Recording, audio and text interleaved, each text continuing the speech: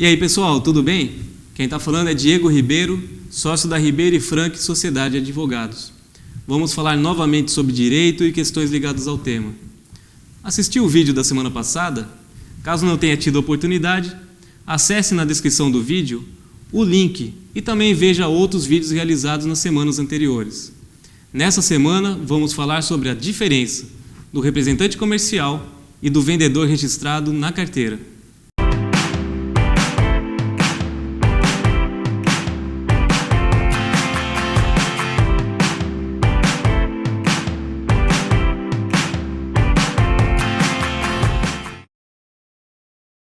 Bom, o objetivo de hoje, então, é verificarmos a diferença entre o vendedor e o representante comercial.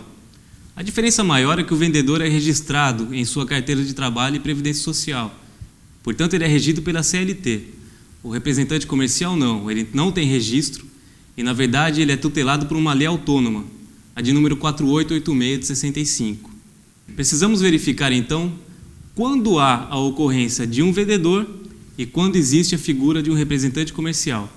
Para isso, precisamos nos socorrer da CLT e da Lei de Representante Comercial. A CLT diz no seu artigo 2º que empregador é aquele que assalaria e controla a relação de emprego. Já o empregado é aquele que recebe o salário e está dependente do seu empregador, ou seja, o empregado é assalariado e deve cumprir metas, cumprir ordens, cumprir horários. O representante comercial, no entanto, ele possui autonomia. Ele não é obrigado a cumprir horários, metas e nem ordens do representado. Ele possui total liberdade para a sua atuação. Basicamente, já vimos o que é um vínculo de emprego regido pela CLT e o que é um vínculo de representação comercial, regido por lei autônoma.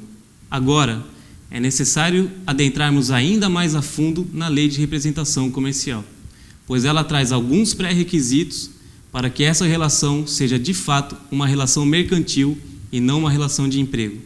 Primeiro requisito: o representante comercial deve ser registrado em seu conselho de classe, o Conselho Regional de Representantes Comerciais. Além disso, para que haja uma relação mercantil e não de emprego, há que ser feito um contrato de representação comercial que cumpra as determinações da lei. Esse contrato deve ser escrito e assinado por ambas as partes e deve conter algumas determinações legais. No contrato firmado entre a empresa e o representante comercial, deverão constar cláusulas que cumpram as exigências do artigo 27 da Lei de Representação. É importante, então, que ambas as partes leiam a lei e, mais precisamente, esse artigo 27 e verifiquem se as cláusulas do contrato correspondem ao artigo citado. Por fim, o representante comercial poderá trabalhar para uma ou mais empresas, desde que não haja conflito de interesse entre elas. Ou seja, a atividade do representante comercial é muito mais livre e independente de ordens de seu contratante. Temos, então, as diferenças básicas entre o vínculo de emprego e o contrato de representação comercial. Bom, para que este contrato de representação comercial não seja declarado nulo na Justiça do Trabalho, é importante que o contratante não exerça controle sobre o seu representado. Fica aqui a dica, então, e o recado do nosso escritório.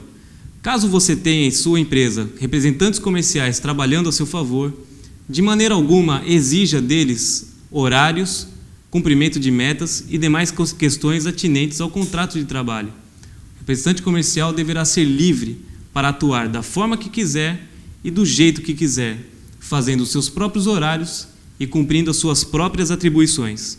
Portanto, caso não haja essa liberdade, certamente, no final do contrato entre o representante comercial e o seu contratante, haverá um litígio trabalhista pleiteando o vínculo de emprego.